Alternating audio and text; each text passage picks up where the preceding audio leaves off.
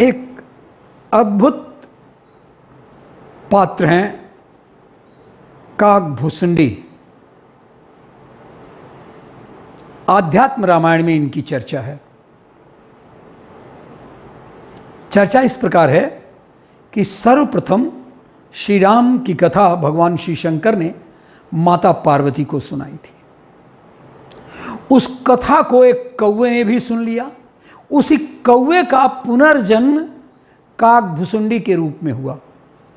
काकभूषुंडी को पूर्व जन्म में भगवान शंकर के मुख से सुनी हुई वो पूरी राम कथा पूरी की पूरी आद्योपांत याद थी। उन्होंने ये कथा अपने शिष्यों को सुनाई और इस प्रकार राम कथा का प्रचार प्रसार हुआ। भगवान शंकर के मुख से निकली श्री राम की यह पवित्र कथा आध्यात्म रामायण के नाम से विख्यात है। आइए हम थोड़ी चर्चा करें क्या कैसे काकभूषुंडी और क्या क्या हुआ। लोमस ऋषि बड़े तपस्वी और विद्वान थे। इन्हें पुराणों में अमर माना जाता है। लोमस ऋषि के शाप के चलते काकभूषुंडी कौवा बन गए थे। लोमस ऋषि ने शाप से मुक्त होने के लिए उन्हें राम मंत्र और इच्छा मृत्यु का वरदान दिया। लेकिन सच ये है कि वह भूषुंडी जो कौवे के रूप में हो गए थे, कौवे के रूप में ही उन्होंने अपना संपूर्ण जीवन व्यतीत किया और वह जिस जीवन के कारण राम मंत्र मिला वो अभूतपूर्व अद्भुत जीवन वो मानते थे। बड़ा बड़ा पवित्र जीवन मानते थे और इसके कारण क्योंकि इसी के कारण उन्होंने श्रवण कथा ये राम कथा का श्रवण किया। अब वह उस जीवन को छोड़ना नहीं चाहते थे। वाल्मीकि के रामायण रचना याद करिए कि वाल्मीकि के रामायण रचना से पहले ही काकभूषुंडी ने रामायण गिद्धराज गरुड़ को सुना दी थी। यानी हम जो वाल्मीकि को आदि रामायण मानते हैं उसके पहले श्रवण के लिए नाम पर तो काकभूषुंडी ने गरुड़ को सुना दिया था। घटना इस प्रकार है कि जब रावण के पुत्र मेघनाद ने श्री राम से युद्ध करते हुए श्री राम को नागपाश से उसको वरदान था तो नागपाश से श्री राम को बांध लिया था। तब देवर्षि नारद के कहने पर गिद्धराज गरुड़ ने नागपाश के समस्त नागों को खाकर श्री राम को नागपाश के बंधन से मुक्त कर दिया था। ये गरुड़ खा लेते थे नाग को, सांपों को, जिससे वो बंधे थे। भगवान राम के इस तरह नागपाश में बंध जाने पर श्री राम के भगवान होने पर गरुड़ को संदेह होने लगा।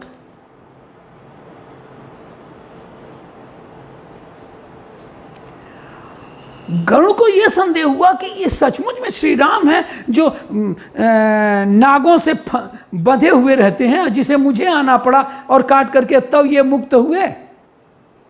तो चले गए वो नारद जी के पास कि बताइए क्या बात है, सचमुच में श्री राम है क्या? उन्होंने कह दिया कि देखो तुम ब्रह्मा जी के पास चले जाओ। और उन्होंने भेज दिया ब्रह्मा जी के पास। ब्रह्मा जी ने भी जो है फालतू बात कर रहा है, ये श्री राम जी के बारे में ही शंका कर रहा है, उन्होंने शंकर जी के पास भेज दिया। शंकर जी को भी लगा कि मेरे तो आराध्य देव हैं, उन्हीं को ये नहीं मान रहा है। उन्होंने गरुड़ को उनका संदेह मिटाने के लिए काकभूषुंडी जी के पास भेज दिया। याद करिए कि काकभूषुंडी ही के रूप में कौवे ने ही, और जब भगवान शंकर पार्वती को अपनी कथा सुना रहे थे तो उसको सुन लिया था कौवे ने, जो काकभूषुंडी के रूप में दूसरे जन्म में हुआ। अंत में काकभूषुंडी ने राम के चरित्र की पवित्र कथा सुनाकर गरुड़ के संदेह को दूर किया। भगवान शंकर के मुख से निकली श्री राम की यह पवित्र कथा आपको बताया है आध्यात्म रामायण के नाम से विख्यात है। गरुड़ के संदेह समाप्त हो जाने के बाद काकभूषुंडी जी गरुड़ को स्वयं की कथा बताई। गरुड़ ने भी पूछा कि आखिर आप इतने विद्वान, इतनी कथा बता रहे हैं, इतने सिद्ध हैं, महर्षि हैं, क्या हुआ कि आप कौवे के रूप में हैं? तो उन्होंने सुनाया, सुनो। वैदिक साहित्य के बाद जो राम कथाएं लिखी गई हैं उनमें वाल्मीकि रामायण सर्वोपरि है, और वाल्मीकि श्री राम के समकालीन थे। उन्होंने रामायण तब लिखी जब रावण वध के बाद राम का राज्याभिषेक हो चुका था। एक दिन वे वन में ऋषि भारद्वाज के साथ घूम रहे थे और उन्होंने एक व्याघ्र द्वारा क्रौंच पक्षी को मारे जाने की हृदय विदारक घटना देखी, और तभी उनके मुंह से फूट निकला, मानिषाद प्रतिष्ठान तुम गम शाश्वती समा। ये इस तरह से उनके मुंह से फूट निकला। तो वाल्मीकि जी को यह कथा लिखने की प्रेरणा मिली। तो पहले के एक कल्प में कलयुग का समय उस समय चल रहा था। उसी समय अब फिर अपनी बात तब कहे कि एक जब कलयुग का समय चल रहा था, उसी समय काकभूषुंडी जी का प्रथम जन्म अयोध्यापुरी में एक शूद्र के घर में हुआ, आदमी के रूप में, नट काग कौआ या भुसुंडी, एक शूद्र के घर में जन्म हुआ। उस जन्म में वो भगवान शिव के भक्त थे, किंतु बड़ा अभिमान था उन्हें। वो अक्सर अन्य देवताओं की निंदा किया करते थे। एक बार अयोध्या में अकाल पड़ जाने पर वे उज्जैन चले गए। कौन चला गया? वो शूद्र। वहां वे एक दयालु ब्राह्मण की सेवा करते हुए उन्हीं के साथ रहने लगे। वे ब्राह्मण भगवान शंकर के बहुत बड़े भक्त, किंतु भगवान विष्णु की निंदा कभी नहीं करते थे। भगवान शंकर के भक्त थे लेकिन विष्णु की निंदा नहीं। उन्होंने उस शूद्र को शिव जी का मंत्र दिया। मंत्र पाकर उसका अभिमान बढ़ गया, घमंडी हो गया। वो अन्य ब्राह्मणों से ईर्ष्या और भगवान विष्णु से द्रोह करने लगा, शूद्र द्रोह करने लगा। उसके इस व्यवहार से उनके गुरु बड़े दुखी हुए। क्या नालायक है, क्या ये कर रहा है। और उसको श्री राम की भक्ति का उपदेश दिया करते थे। एक बार उस शूद्र ने भगवान शंकर के मंदिर में अपने गुरु अर्थात जिस ब्राह्मण के साथ वो रहता था उनका भी अपमान कर दिया। इस पर भगवान शंकर ने आकाशवाणी करके उसे शाप दिया कि रे पापी, तूने गुरु का निरादर किया, जा तू सर्प की अधम योनि में चला जाए, सांप बन जाए। सर्प योनि के बाद तुझे 1000 बार अनेक योनियों में जन्म लेना पड़ेगा। गुरु बड़े दयालु थे, इसलिए उन्होंने शिव जी की स्तुति करके अपने शिष्य के लिए क्षमा मांग ली। यद्यपि वो शूद्र जो था उसी ब्राह्मण गुरु की ही निंदा किया, लेकिन उसके लिए उन्होंने क्षमा मांगा कि तो बड़ा ये हो जाएगा, ये तो 1000 वर्षों तक विभिन्न योनियों में रहेगा।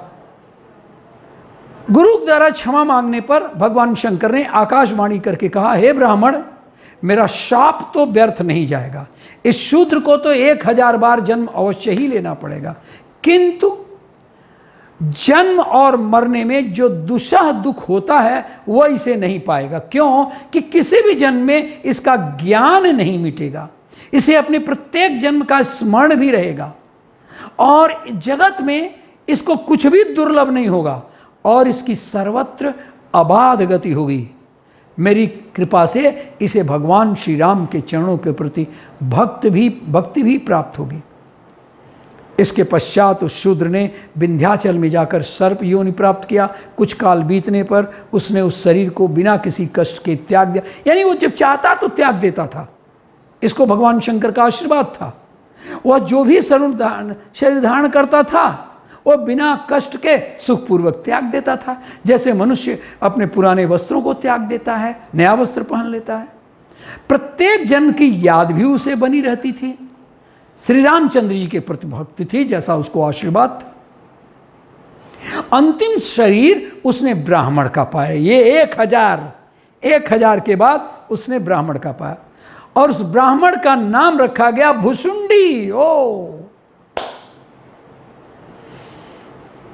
ब्राह्मण हो जाने पर ज्ञान प्राप्ति के लिए वो लोमस ऋषि के पास गया। अब ब्राह्मण हो चुका, समझो, पहले शूद्र था, फिर 1000 के योनियों के बाद से वो ब्राह्मण की योनि में आया, मनुष्य की योनि में आया, ब्राह्मण हुआ और ज्ञान प्राप्ति के लिए वो लोमस ऋषि के पास गया। लोमस ऋषि उसे ज्ञान देते थे और वो उनसे अनेक प्रकार का तर्क कुतर्क करता था। ये कैसे हुआ, तो क्या हुआ, तो ऐसा हुआ, वैसा हुआ। उसके इस व्यवहार से कुपित होकर लोमस ऋषि ने उसे शाप दिया, जा तू चांडाल पक्षी हो जा। और वो तत्काल कौवा बनकर उड़ गया। यानी सांप से होते हुए कहां कहां से आकर के ब्राह्मण हुआ, ब्राह्मण होकर के ज्ञान प्राप्ति के लिए लोमस ऋषि के पास गया, वहां भी उसका कुचाल नहीं छूटा, तर्क करने लगा अपने गुरु से ही। जब बहुत हो गया तो उन्होंने कहा, जा इतना तर्क कुतर्क कांव कांव कर रहा है ना, कौवा बन जा। और वो कौवा बनकर उड़ गया। शाप देने के पश्चात, शाप तो दे दिया लोमस ऋषि, लोमस ऋषि बहुत अमर, लोमस ऋषि को अपने शाप पर पश्चाताप हुआ और उन्होंने उस कौवे को बुलाया, सुनो, इधर सुनो, मुझे दुख है कि मैंने तुम्हें कौवे या चांडाल पक्षी कौवे के रूप में तुमको हमने, तो वो तो शाप वापस नहीं होगा, लेकिन मैं तुमको राम मंत्र देता हूं और इच्छा मृत्यु का वरदान भी देता हूं। कौवे के शरीर पाने के बाद भी राम मंत्र मिलने के कारण उस शरीर से उस भुसुंडी को, जो काक बन गया था, यानी अब काक भुसुंडी बोलिए, उन्हें प्रेम हो गया। कितना सुंदर जीवन है जहां राम मंत्र मिला। ये काक, अगर ये काक का जीवन नहीं होता तो राम मंत्र नहीं मिलता और वे कौवे के रूप में ही रहने लगे तथा काक भुसुंडी के नाम से विख्यात हुए।